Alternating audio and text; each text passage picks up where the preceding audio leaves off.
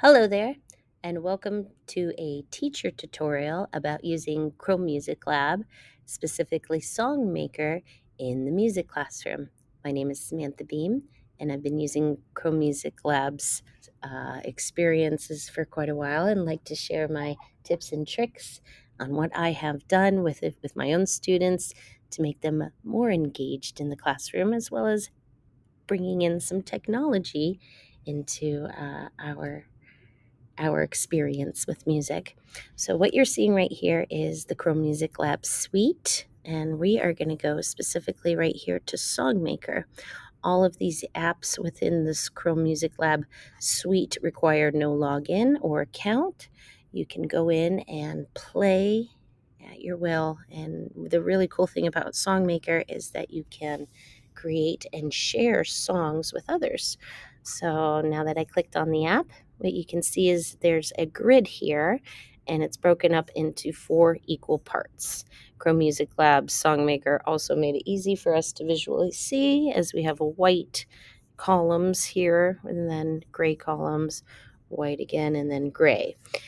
Breaking it down to a teacher, I would explain this as this is in 4/4 time, where the quarter note right here would get the beat.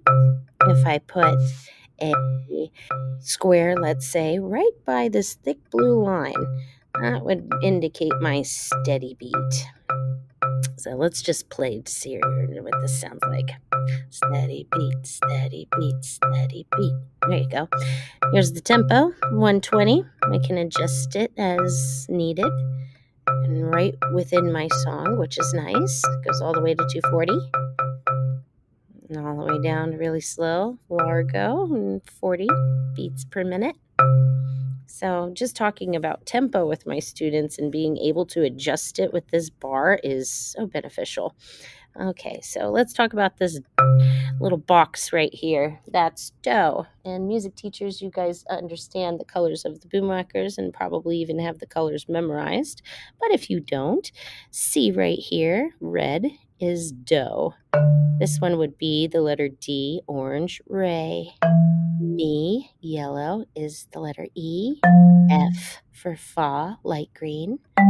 So, G, we sometimes call this dark green. It could be turquoise. I've heard cyan. It depends on, what program you're working with, but it's definitely darker than that one. So I like to indicate it for the, and then in this video, let's call this dark green. And then right here we have purple, which is A, the pitch la, T, B, which pink, and then right there where that thick blue line starts our new octave. But as you can see, it doesn't have do up at the top, so it's like an octave plus another 7 pitches. You are able to adjust how many octaves you have. We will come to that in a moment. I sometimes tell my students, let's make a cheat sheet, and we go through each one. Do, re, mi, fa, sol, la, ti, do. We can sing patterns with these notes, and visually, it's really nice to see the highness and lowness of the pitches as I'm teaching. So let's just further explain what's on this grid. Down here is percussion sounds. We have a low sound and a high sound.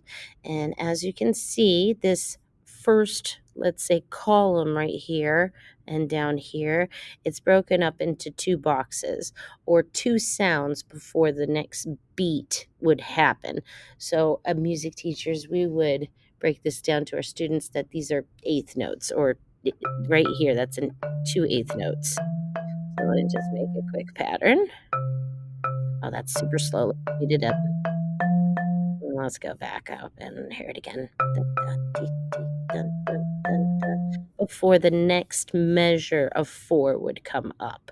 So this grid again is in 4/4, where the quarter note right here would get the beat right by that thick blue line, and then I can add in the and of the beat. So 1 and, 2 and, 3 and, 4 and. And before I start with my next 1 and, 2 and, 3 and, 4 and. So, as you can see, I can make a lot of things happen with just that information and telling my students. If I needed them to demonstrate and show me what is a rhythmic pattern, can you make the pattern ta, ta, ti, ti, ta? We would indicate, and we'll just start here, let's say on fa. That would be its code. Ta, ta, ti, ti, ta. And I can have them show me how to make a rhythmic ostinato. And really good practice by inputting with the fine motor skills and also copycatting a pattern. And kids like to do that. Trust me. Ti, ti, ta, ta, ta, ti, ti, ta, ta, ta, ti, ti, ta. You get the point. And as you can see, when it stopped here, it went back. So now I can talk about ostinatos with my students. Let's all create a 4/4 pattern and have it become an ostinato. Or what if I need like a bordoon underneath a song that I'm doing? I could create one myself. So right here, again, I'm going from do to so right now. And boom. Bluebird, bluebird, through my window. Bluebird, bluebird, through my window.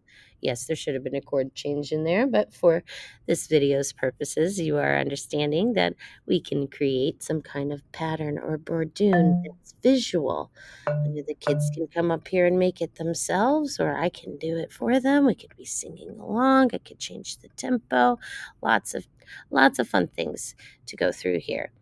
Did you notice how I was also clicking through each individual one? I could have went back here and just clicked undo to go faster. That is just a quick little way to do it. That's sometimes what you'll get with the children. They want to make shapes and patterns. They want to cover every single one with sound. And at the beginning, I tell the kids, hey, when we're first making this program, let's write our name. Let's make a shape. Let's make a picture and see what it sounds like. So I usually start with that happy face like how it's on the front.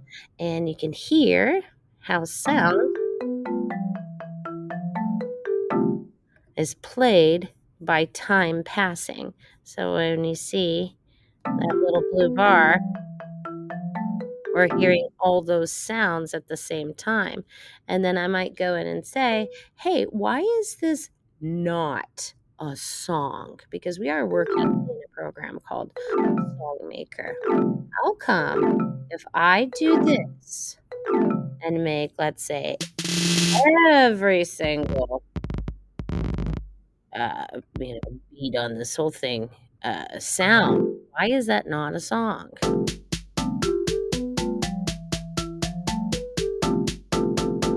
And I bet some of you, just like me, are just holding their ears and they're bleeding. Oh, this isn't a song because it's just noise. It's just a whole bunch of unorganized sound. And what I go and explain is that music is made through patterns. So let's go back into some other settings and show you some more patterns that we can do. If I come down here to my settings button, let's increase our canvas size by going to length. Instead of just having 4 bars, this program can go all the way up to 16, where now I have increased, again, my canvas's size, how long I want my song to be. If I come back over here to settings, I could manipulate how many beats I want per bar. Right now it's set up into 4. What if I wanted to go into 2? 1, 2, 1, 2, 1, 2, 1, 2. That's an option. It can go all the way up to 7. So I would think there's 14, 3, 4, 5, 6, 7, 8, 9. Yeah, there's 14 in total sounds right there. Before it switches back over, but I could manipulate it even farther. I could split my beats up into different ways. So let's say I want the 16th. So 1 E and a, 2 E and a, 3 E and a, 4 E and a. This is still set up in 7, but just for visual purposes, We'll put this back down to 4. So ticka ticka ticka ticka ticka ticka ticka ticka ticka ticka ticka ticka 3 and a 4 and a. We can make our song into different feels. I'm going to go back up to restart just to show you once again. Boop. Once I go back to restart, it sets my canvas back up to the original. So once again, length can be adjusted up to 16. Beats per bar, I believe, go up to 7. Yep. And we can go up to 4 and all the way down to one beat. Let's keep it at 4. Let's look at the major scale over here. It can also be going into pentatonic. So for your younger grades that are just with do, re, mi, so, and la. Okay, there we go. You have that to manipulate. And it also doesn't always have to be in C pentatonic. If you come over here to settings, you can start it on any note that you'd like. And you can also go into the chromatic scale where, if you notice that my canvas size is also increased, I'll have to scroll left, right, up, and down.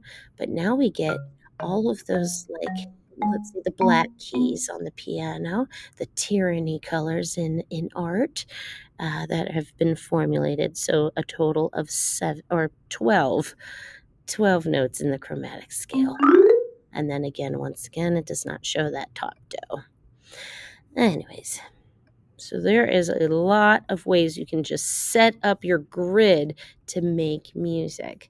As a teacher, I don't necessarily go through this at day 1 with my students. This is a teacher tutorial, and I know that you can understand it a little faster than the students could. So I would most likely be starting here. And day 1, let's make something on SongMaker. What do you notice? What can the program do?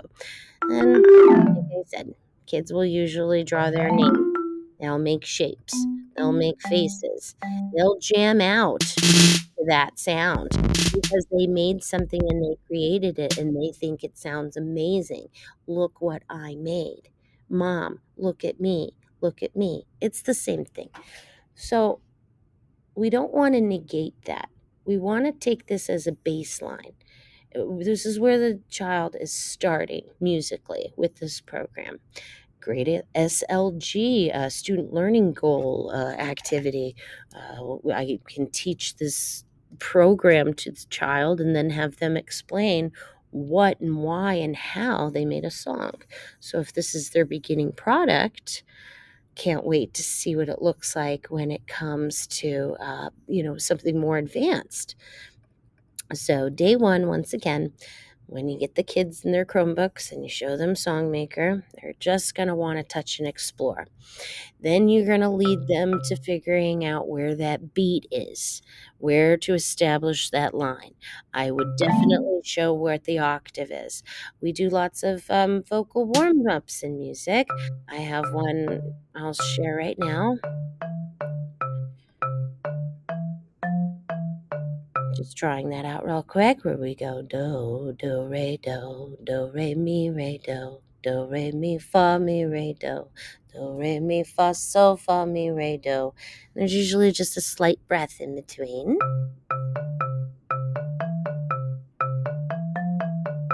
And I would keep going and probably increase my grid size with the students, but they can visually see how the pitches are moving up and down within the program.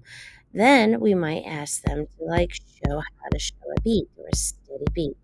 If they can skip a dot each time, then they are golden about showing that beat. Once they've got that down, teach them how to make a pattern with it. Oh, I pressed save instead of play.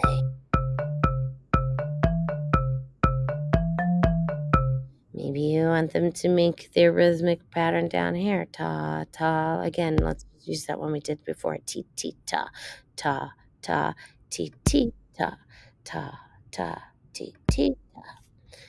And then you can show they're learning visually. Anyways. Yep. I might give them a scenario where I made a pattern and they want them to tell me where's my mistake. So if I'm making a pattern of a steady beat and it looks like this, and I have 4 dots per measure, but they're not in order, how do I fix it? What do I need to adjust? So then visually they can see what to do. Oh, this one should be here. Oh, looking over here. Oh, we're missing this one. This needs to move on over. So give them time to be like the teacher or to be the explorer and to find out what, makes sense to them. Other ways that I play with Songmaker is where I give them a melody and then they have to enhance it. So, for example, if I give them a pattern